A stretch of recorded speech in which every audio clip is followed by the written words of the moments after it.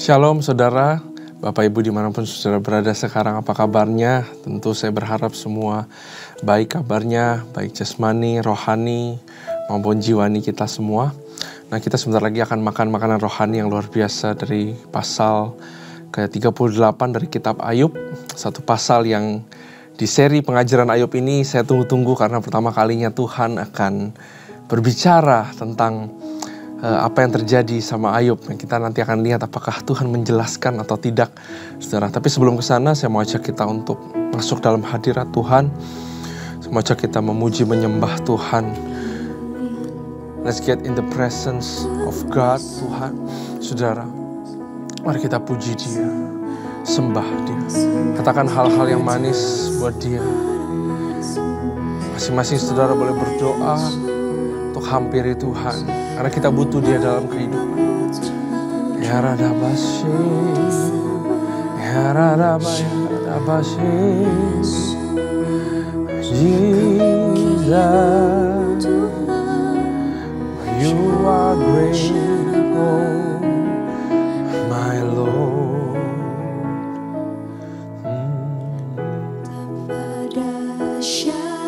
Engkau Tuhan, Pencipta segala yang ada,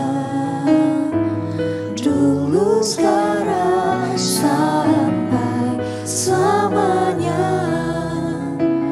Hanya Engkau Tuhan, tak terselami pikiranmu, tak terukur panjang setiamu, dulu, sekarang, sampai selamanya. Hanya Engkau Tuhan, ku sembah Engkau Yesus. Hanya Engkau Allah di hidupku, tiada yang lain, hanya Kau, hanya Engkau Tuhan. Selamanya Kau tetap Allah, walau dunia semua bergoncang, tak tergoyahkan, Kau tetap Allah.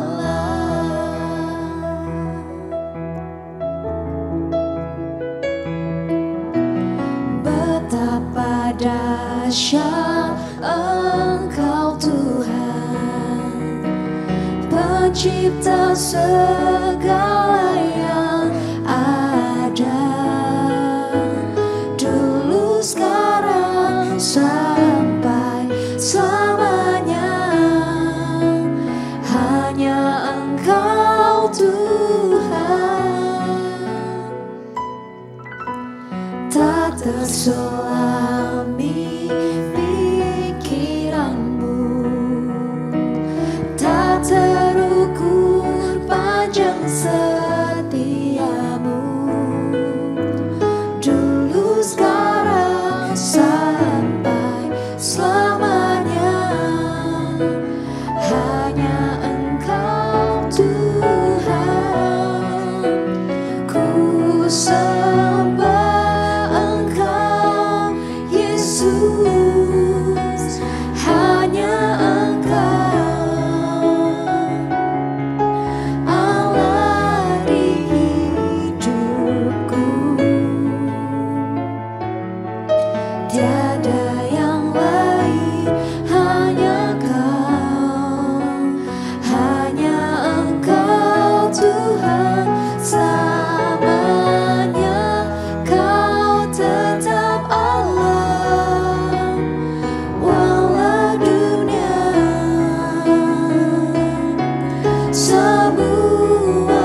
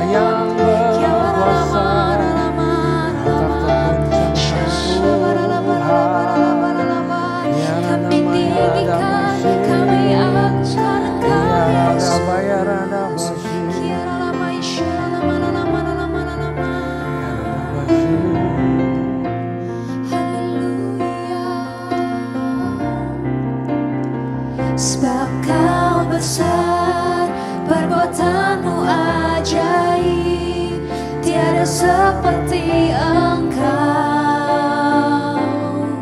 tiada seperti Engkau. Sebab Kau besar, perbuatanmu ajaib, tiada seperti Engkau, tiada seperti Engkau. Sebab Kau besar, perbuatanmu ajaib, tiada seperti Engkau, tiada seperti Engkau. Sebab Kau besar, perbuatanmu ajaib, tiada seperti Engkau,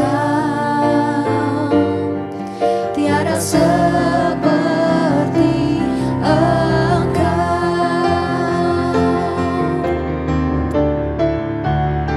Sebab Kau besar, perbuatanmu ajaib, tiada seperti Engkau, tiada seperti Engkau. Sebab Kau besar, perbuatanmu ajaib, tiada seperti Engkau, tiada seperti Engkau. Sebab Kau besar, perbuatanmu ajaib, tiada seperti Engkau,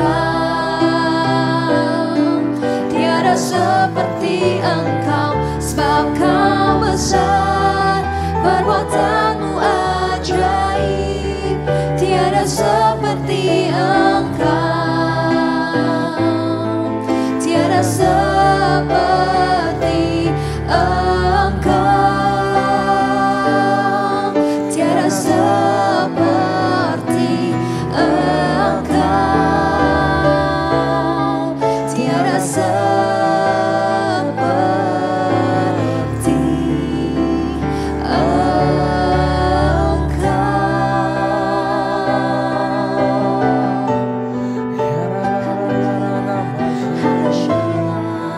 Tiada seperti Engkau Tuhan.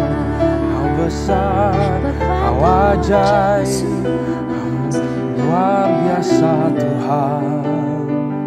Thank you Jesus. Bapa, kebesaran-Mu sungguh kami gak bisa selami.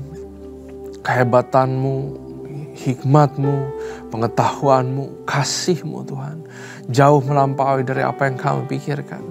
Yang kami bisa tangkap cuman you are for me. Kau adalah bagian daripada kami. You are not against us, tapi Kau ada bersama-sama dengan kita. Bersyukur sekali kami punya Tuhan yang seperti Engkau. Bapa, urapi kami supaya kami mengerti firman-Mu. Lidah bibir hamba-Mu Kau berkati, sembunyikan hamba-Mu di balik salib-Mu. Supaya kebenaran diperkatakan, rema didapatkan, understanding didapatkan. Supaya kami boleh ditanami benih yang kami percaya akan berbuah buat orang lain. Dan transformasi kehidupan juga boleh terjadi lewat belajar dan mengerti akan firman-Mu. In Jesus name, haleluya, amin. Shalom sekali lagi saudara, salam sukacita, damai sejahtera buat kita semua. Nah, mari kita buka kitab Ayub saudara, pasal yang ke-38. Persiapkan saudara, Ayub pasal yang ke-38.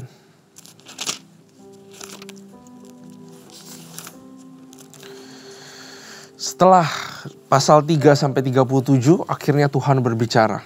Berbicaranya 4 pasal aja kepada Ayub. Tapi itu mampu membuat Ayub berlutut dan membungkam mulutnya. Yang saya penasaran kalau baca ini adalah apakah Tuhan perlu menjelaskan segala sesuatu kepada Ayub. Karena pada kenyataannya Tuhan tidak menjelaskan segala sesuatu juga kepada kehidupan kita, benar? Kita semua sudah mengalami berbagai macam naik turun kehidupan. Gak semua pun kita mengerti. Gak semua pun Tuhan perlu jawab. Ya, karena kasihnya, Karena kebaikannya sudah terbukti di kayu salib. Perlukah dia menjelaskan kenapa kita mengalami sesuatu? Perlukah dia menjelaskan kenapa doa kita gak dijawab? Kalau kasihnya saja sudah diberikan di kayu salib, seharusnya kita sebagai orang Kristen punya confidence in Him. Bahwa gak semua doa saya dijawab, tapi dia baik buat kehidupan saya. Mahkotanya itu bukan permintaan atau hal-hal dunia yang perlu dikabulkan Tuhan. Tapi jauh kita gak bisa melihat bahwa betapa berharganya mahkota kehidupan itu yang disediakan buat kita. Nah, mari kita baca ayat 1. Maka dari dalam badai Tuhan menjawab Ayub. Kalau ayat 1 aja saudara. Gini, kalau kita sedang mengalami badai kehidupan, ayat 1 aja sudah cukup untuk menjawab segala sesuatu. Betul gak? Tuhan menjawab di dalam badai. Artinya dia gak pernah meninggalkan kita, saudara. Ya, buat saudara sekarang yang sedang mengalami badai kehidupan, saya mau kasih tahu, Tuhan gak ada di dalam luar badai. Dia di dalam badai bersama dengan kamu.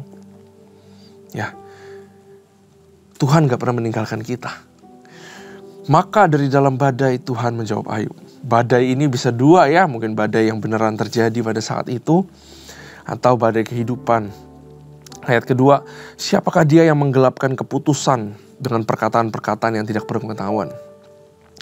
Bersiaplah engkau sebagai laki-laki. Aku akan menanyai engkau supaya engkau memberitahu aku. Di manakah engkau ketika aku meletakkan dasar bumi? Di mana kita, saudara? Aku mikir dengan diriku sendiri. Di mana aku waktu Tuhan meletakkan dasar bumi? Gimana caranya Tuhan meletakkan dasar bumi? Where am I? What am I? In front of His capability. Di depan kapabilitasnya Tuhan. Di mana saya berada? Kecil banget, saudara. Ya. Ceritakanlah kalau engkau punya pengertian, kata Tuhan. Seolah-olah seperti Tuhan marah ya, saudara. Ya, tapi saya yakin Tuhan tidak marah. Tuhan hanya perlu memberikan satu ketegasan. Ya. Siapakah yang telah menetapkan ukurannya? Bukankah engkau mengetahuinya? Atau siapakah yang telah merentangkan tali pengukur kepadanya? Atas apakah sendi-sendinya dilantak? Dan siapakah yang memasang batu penjurunya pada waktu bintang-bintang fajar bersorak-sorak bersama-sama dan semua anak Allah bersorak-sorai? Siapa telah memendung laut dengan pintu? Ketika membual keluar dari dalam rahim. Tuhan pengen kasih lihat bahwa manusia itu short-sighted. Apa ya? Pandangannya cuma segini, saudara. Saudara kalau sekarang lihat dengan mata saudara ya. Pandangannya kita cuma segini nih. Ya. Tapi Tuhan di sini kasih tahu bahwa banyak hal yang kamu tuh nggak tahu. Mau kamu tahu semua hal, otakmu nggak akan cukup simpan informasi itu. Nggak cukup ini storage-nya. Gitu. Karena pandangan kita sempit. Kamu gak akan bisa lihat segala sesuatu. Kedalaman segala sesuatu. Why things happen. Itu, it's not yours. Bukan bagian kita manusia. Tapi itu yang dicari-cari manusia, betul. Kita pengen tahu segala sesuatu. Makanya Hawa jatuh, Adam jatuh. Karena mau jadi seperti Tuhan. Karena mereka tahu mereka terbatas. Walaupun diciptakan dalam serupa segambar Allah, mereka terbatas. Mereka mau jadi seperti Tuhan. Kita selalu mencari sesuatu. Kita selalu mencari jawaban. Kita selalu berusaha untuk melihat segala sesuatu. Bahkan kita mau coba lihat masa depan. Tapi firman Tuhan bilang, kamu di mana? Ya, waktu aku ciptain bumi. Kita merancangkan kehidupan kita satu demi satu. Merancangkan kehidupan anak kita. Saudara yang punya anak, saudara udah siapkan rencana-rencana kehidupannya sampai nanti sekolah. Saya pun begitu. Tapi firman ini bilang, sehebat itukah kamu? Ya, ada firmannya pernah bilang bahwa manusia bilang, ya kita nanti akan ke sini, kita nanti akan ke situ, nanti kita akan berdagang, kita akan ke itu. Tapi firman Tuhan dia bilang apa? Kamu gak tahu kamu besok mati. Ya, ini untuk kasih kontras kepada kita bahwa kita itu siapa. Kekuatan kita itu terbatas, saudara. Rencanamu itu terbatas. Pemikiranmu buat anakmu terbatas. planmu, SOP-mu di gereja itu terbatas. Ya. Ini dalam dan deep, saudara. Kita harus pelan-pelan di sini. Ayat 8, siapa telah membendung laut dengan pintu ketika membual keluar dari dalam rahim? Ketika aku membuat awan menjadi pakaiannya dan kekelaman menjadi kain bedungnya. Ketika aku menetapkan batasnya dan memasang palang dan pintu. Ketika aku berfirman sampai di sini, boleh engkau datang, jangan lewat. Di sinilah gelombangmu dan congkak akan dihentikan. Pernahkah dalam hidupmu engkau menyuruh datang dini hari atau fajar, kau tunjukkan tempatnya? Untuk memegang ujung-ujung bumi sehingga orang-orang fasik dikebaskan daripadanya. Bumi itu berubah seperti tanah liat yang dimeteraikan. Segala sesuatu berwarna seperti kain. Orang-orang fasik dirampas terangnya dan dipatahkan lengan yang diacungkan. Engkaukah yang turun sampai ke sumber laut atau berjalan-jalan melalui dasar samudera raya? Apakah pintu gerbang maut tersingkap bagimu? Atau pernahkah engkau melihat pintu gerbang kelam pekat? Apakah engkau mengerti luasnya bumi? Nyatakanlah kalau engkau tahu semua itu. Di dalam Ayub demanding for God's answer, why this is happening, malah Tuhan menjelaskan level yang lebih tinggi lagi. Bahwa mencari jawaban kenapa sesuatu terjadi dalam kehidupan gak lebih penting daripada mempercayai dan mengenal siapa Tuhan. Di manakah jalan ke tempat kediaman terang dan di manakah tempat tinggal kegelapan? Sehingga engkau dapat mengantarnya ke daerahnya dan melalui jalan-jalan ke rumahnya. Tentu engkau mengenalnya karena ketika itu engkau lahir dan jumlah hari-harimu telah banyak. Apakah engkau telah masuk sampai ke perbendaharaan salju? Atau melihat perbendaharaan hujan batu? Yang kusimpan untuk masa kesesakan dan waktu pertempuran dan peperangan? Di manakah jalan ke tempat terang berpencar? Ke tempat angin timur bertebar ke atas bumi? Siapakah yang menggali saluran bagi hujan deras dan jalan bagi kilat guru, untuk memberi hujan ke atas tanah di mana tidak ada orang, ke atas padang tandus yang tidak didiami manusia, untuk mengenyangkan gurun dan belantara dan menumbuhkan pucuk-pucuk rumput muda? Apakah hujan itu berayah? Atau siapakah yang menyebabkan lahirnya titik air embun? Dari dalam kandungan siapakah keluar air beku dan embun beku di langit? Siapakah yang melahirkannya? Air membeku seperti batu dan permukaan samudera raya mengeras. Saudara, menurut saya ini suatu jawaban yang very very beautiful. Untuk seseorang yang butuh kekuatan Tuhan, yang sedang meragukan Tuhan, dia mendapatkan satu pencerahan lagi bahwa Tuhan itu luar biasa banget. Kenapa aku harus takut? Untuk para pelayan Tuhan, para pengerja, kadang kita merasa kita hebat. Kadang kita merasa kita tinggi banget ya, jadi pengerja. Kadang kita berdiri di mimbar rasanya udah keren banget. Kalau baca ini, saya sendiri menyadari siapa saya. Bagikan ini ke saudara, siapa saya? Dia yang hebat, bukan saya. Saya cuma bisa taat aja, saudara. Ini benar-benar menyadarkan kalau kita sebagai pelayan, hati hamba itu seperti apa. Bahwa Tuhan kita itu besar banget. Dan kadang-kadang kita masih menyombongkan diri kita. Gara-gara ada gua tuh. Gara-gara saya tuh. Coba gak ada saya. Nih biar gua aja. Siapa kita di hadapan Tuhan, saudara? Ya. Ayat 31, dapatkah engkau memberikan ikatan bintang kartika dan membuka belenggu bintang belantik? Dapatkah engkau menerbitkan mintakul buruj pada waktunya dan memimpin bintang biduk dengan pengiring-pengiringnya? Saudara, banyak banget kata-kata ini aja saya gak tahu, saudara. 33, apakah engkau mengetahui hukum-hukum bagi langit? Atau menetapkan pemerintahannya di atas bumi? Dapatkah engkau menyaringkan suaramu sampai ke awan-awan sehingga banjir meliputi engkau? Dapatkah engkau melepaskan kilat sehingga sabung menyabung? Sambil berkata kepadamu, ya, siapa menaruh hikmat dalam awan-awan, atau siapa memberikan pengertian kepada gumpalan mendung? Siapa dapat menghitung awan dengan hikmat? Dan siapa dapat mencurahkan tempayan-tempayan langit ketika debu membeku menjadi logam tuangan dan gumpalan tanah berlekat-lekatan? Ya. Justru di tengah Ayub mencari jawaban, saudara, Tuhan menjelaskan siapa dirinya dan kebesarannya. Itulah nature daripada kitab Ayub. Bukan untuk kasih tahu formula bagaimana Tuhan menjawab. Tapi kitab Ayub adalah kitab yang menjelaskan who God is. And who we are in front of God. Itu Ayub. Bukan bercerita seseorang yang akhirnya setia dan dikasih 2 kali lipat sama Tuhan. Kita sering bacanya ambilnya itu aja. Berkat lagi, berkat lagi, berkat lagi. Tapi Ayub sebenarnya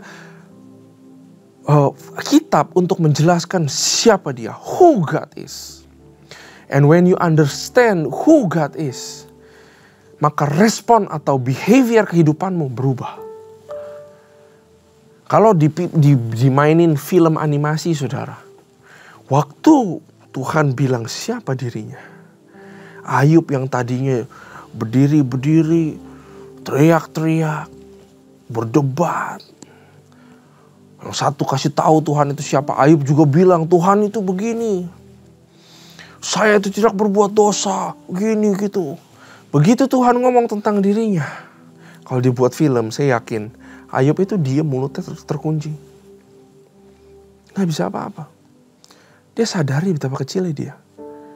Saking kecilnya sampai berasa bahwa seharusnya aku gak perlu lagi menanyakan kepada Tuhan kenapa ini semua terjadi.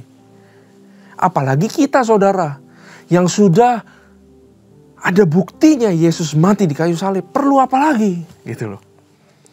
Perlu alasan apa lagi kamu melayani Tuhan? Mau tunggu diberkati Tuhan, siapa kamu? Gitu loh, ngerti gak? Dia begitu besar. Siapa kamu menolak panggilannya? Siapa kita sebagai manusia? Kamu bisa bikin bumi, katanya. Kamu bisa ukur bumi. Kamu bisa bikin kilat. Gak bisa. Siapa kamu menolak panggilanku? Siapa kamu main enak-enak cuti pelayanan seumur hidup? Hei, siapa kamu? Kalau ngerti ini, saudara, ya, Ayub ngerti ini, mulutnya terkunci, saudara, dan dia cuma bisa pasrah dan surrender. This is a call to submission. Ini adalah panggilan untuk berserah penuh pada Tuhan. Who we are in front of God. Apakah Tuhan berkewajiban untuk jawabin saya? Apakah Tuhan berkewajiban untuk berkati saya? Apakah Tuhan berkewajiban untuk lindungi saya? Tuhan jauh lebih tinggi daripada itu. Karena itulah kita mengerti betapa dalamnya kasih-Nya. Walaupun dia tidak berkewajiban, tapi dia berbelas kasihan kepada kita. Masa iya kita gak mau menyembah Tuhan yang seperti ini, saudara? Bahkan pengertian yang saya sekarang ngerti gara-gara baca pasal ini, menurut saya hanya sekecil ini dibanding the whole his being. Itu, saudara. Karena itu, saudara, sudah jelas jawaban dari Tuhan. Humble ourselves in front of God. Siapa kita di hadapan Tuhan? Untuk berhadapan sama Dia, untuk partnership sama Dia, tetap perlu yang namanya kerendahan hati, merendahkan diri di hadapan Dia. Ya. Dan pasal ini mengajarkan trust in His wisdom. Buat saudara yang sedang perlu wisdom, kebijaksanaan untuk memecahkan suatu masalah dalam kehidupan, untuk keluar daripada satu lubang, trust in Him. His wisdom is unlimited. Panjang tidak terukur. Trust Him. Cari Dia. Bukan cari dengan cara sendiri. Cari Tuhan. Cari itu sampai ketemu, saudara. Cari itu beda dengan, ya udah coba deh ke Tuhan. Beda. Cari itu udek-udek segala tempat. Sampai, itu gini, dulu waktu saya sedang menderita, saudara. Semua program gereja saya ikut, saya cari Dia.